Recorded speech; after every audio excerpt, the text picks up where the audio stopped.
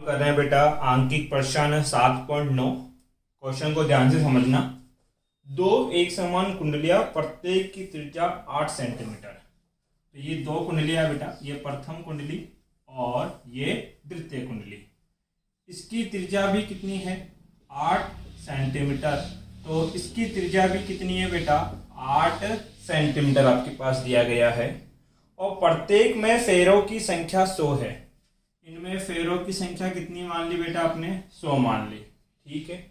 समाक्ष व्यवस्थित है। समाक्ष का मतलब है दोनों का केंद्र एक ही रेखा में होंगे आपके पास। तो ये दोनों के केंद्र हो गए। पहले का केंद्र O1, दूसरे का केंद्र O2 आपके पास दे रखा है। और इनके केंद्रों के मध्य की दूरी 12 सेंटीमीटर है। अर्थात ये कुल दूरी कितनी है बेटा? 12 सेंटीमीटर आपके पास दे रखी है। प्रत्येक कुंडली में 1 एम्पीयर की धारा एक ही दिशा में प्रवाहित हो रही है। इसमें बहने वाली धारा कितनी है? 1 एम्पीयर। तो इसमें बहने वाली धारा भी कितनी होगी? 1 एम्पीयर। और दोनों धाराओं की दिशा क्या होगी बेटा? समान। ये क्वेश्चन ने बोला आपके पास। तो अक्षीय रेखा के ठीक मध्य में चुंबकीय क्षेत्र का मान ज्ञात करो। तो ये है अक्षीय रेखा। इसका ठीक मध्य बीच में ये होगा। तो ठीक मध्य की ये दूरी कितनी होगी? पहली कुंडली से ये दूरी होगी कितनी? 6 सेंटीमीटर। तो दूसरी कुंडली से भी ये कितना होगा? 6 सेंटीमीटर। क्योंकि कुल कितना है? 12। ये 6, तो ये भी कितना बेटा? 6। इस केंद्र पे बताओ कितने चुंबकीय क्षेत्र होंगे? तो इस केंद्र के आसपास कुल कितनी कुंडलियां हैं? 2। 1 और 2। तो एक चुंबकीय क्षेत्र तो इस प्रथम कुंडली के कारण होगा और दूसरा चुंबकीय क्षेत्र दूसरी कुंडली के कारण होगा। अब B1 B2 कितने चुंबकीय क्षेत्र हो गए? 2। अगर यहां पे कुल निकालना है तो इन B1 और B2 की क्या पता होनी चाहिए? दिशा।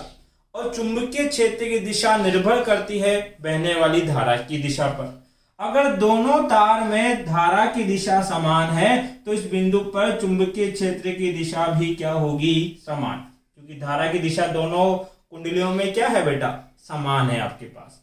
अब देखिए, आपने एक सूत्र पढ़ा था बायो सावर्ट का तीसरा अनुप्रयोग था कि आपके पास एक कुंडली है, उस कुंडली की त्रिज्या R है, बहने वाली धारा I है, फेरों की संख्या N है और केंद्र से अक्ष पर x दूरी पे बिंदु कितना दिया गया है? P। और आपसे पूछा जाए कि बिंदु P पर चुंबकीय क्षेत्र का मान कितना होगा, तो आप क्या बोलोगे? सर, चुंबकीय क्षेत्र का मान होगा μ0 N I R² बट्टे में 2R² प्लस x² की घात 3/2।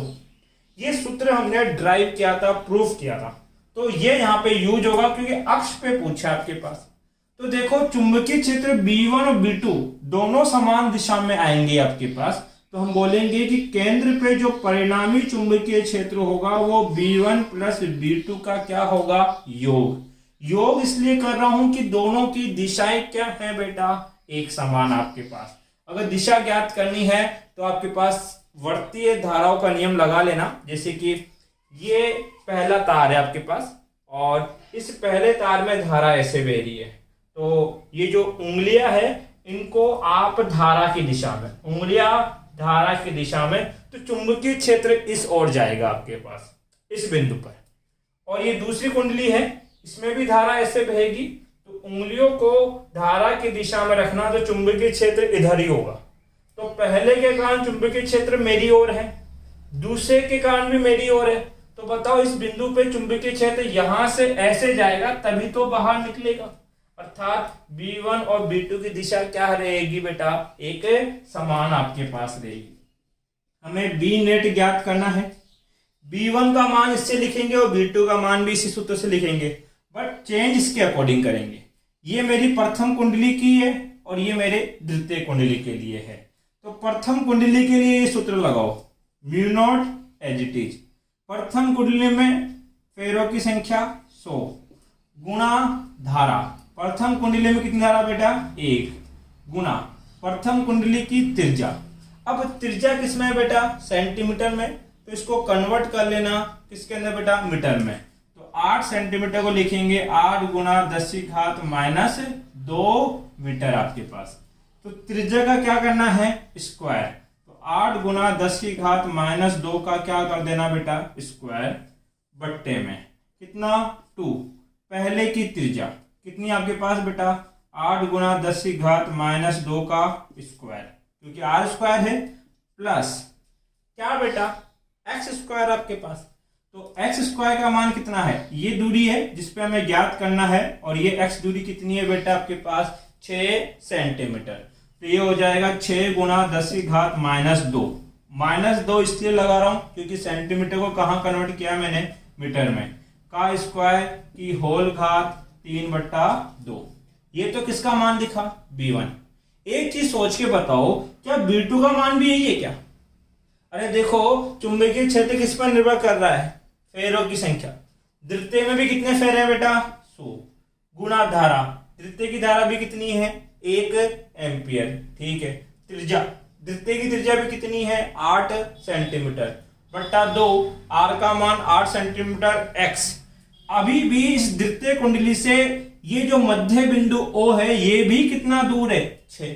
अर्थात B1 और B2 दोनों के मान 1 है। तो हम बोल सकते हैं B1 बराबर किसके है, B2 के। अगर ऐसा है तो फिर इस B2 को क्या लिख सकते हैं, B1। इसको मैंने क्या लिख दिया बेटा, B1। B1 प्लस B1 क्या हो जाएगा आपके पास, 2B1।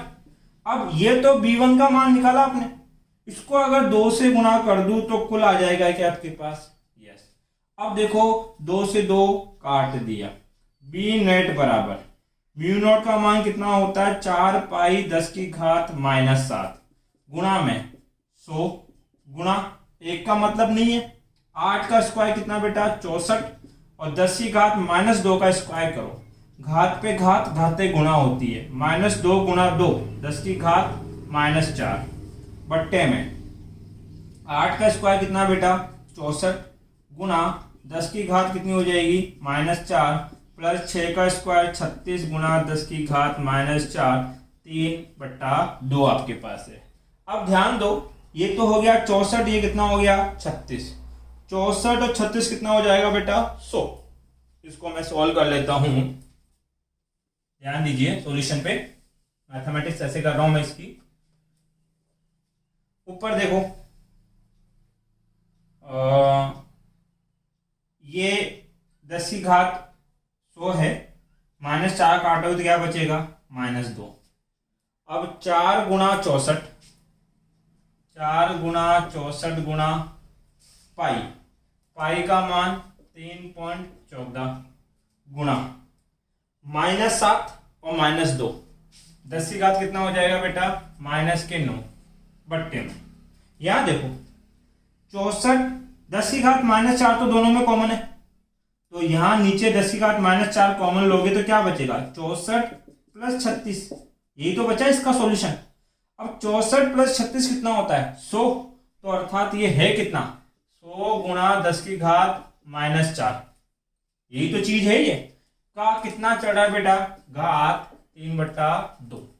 अब इस चीज को सोल्व करो आप लोग, तो काटो मत अभी, 4 गुणा 64 गुणा 3.14, 100 से काट लो, कितना बचेगा, केवल -2 आपके पास बचेगा, और गुणा 10 की घात कितनी चढ़ रही है बेटा, -9 बट्टे में।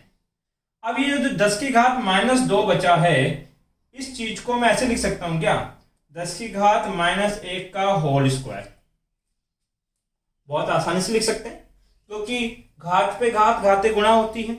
-1 गुणा होगा 2 से, कितना हो जाएगा फिर से बेटा, माइनस का 2 ही होगा। तो 10 की घात -2 को क्या लिख सकते हैं बेटा, 10 की घात -1 का स्क्वायर लिख दो। 10 की घात -1 का स्क्वायर का होल घात कितना चढ़ रहा है, 3/2। अब आपको पता है घात पे घात घाते क्या होती है बेटा, गुणा। तो ये तो 2 है, इसकी घात कितनी है, 3/2, काटोगे तो घात कितनी बच जाएगी, केवल बेटा 3। तो ये तो कट गया, घात 3 बच गई। 4 गुणा 64 गुणा 3.14 गुणा 10 की घात कितनी, -9। अब -1 की घात 3, 10 की घात कितनी, -3। 10 की घात -3 से ये काटूंगा, -6, तो 4 गुना 64 गुना 3.14 गुना 10 की घात -6, ये चुंबकीय क्षेत्र का मान है। अब इन पूरी राशियों को जब आप लोग सोल्व करेंगे तो ये मान कुछ आएगा बेटा आपके पास 804 पॉइंट कुछ आएगा, और 10 की घात क्या चलेगा बेटा -6, इनको गुना कर लेना, 804 पॉइंट कुछ बनेगा। ठीक है, अब मुझे क्या करना है, दो संख्या बाद पॉइंट लगाना है। तो ये जो पॉइंट है ये जब दो संख्या के इधर आएगा तो जितनी संख्या आपको किसखानी पड़ती है उतनी घात में प्लस कर देते हैं हम लोग। तो ये हो जाएगा बेटा 8.04 गुणा 10 की घात कितनी बेटा -4, क्योंकि दो संख्या मैंने इधर खिसकाई तो इसमें +2 करूंगा, -6 + 2 कितना हो जाएगा -4। ये हो गया बेटा परिणामी चुंबकीय क्षेत्र का मान आपके पास। एक बार इसका आप स्क्रीनशॉट ले लें।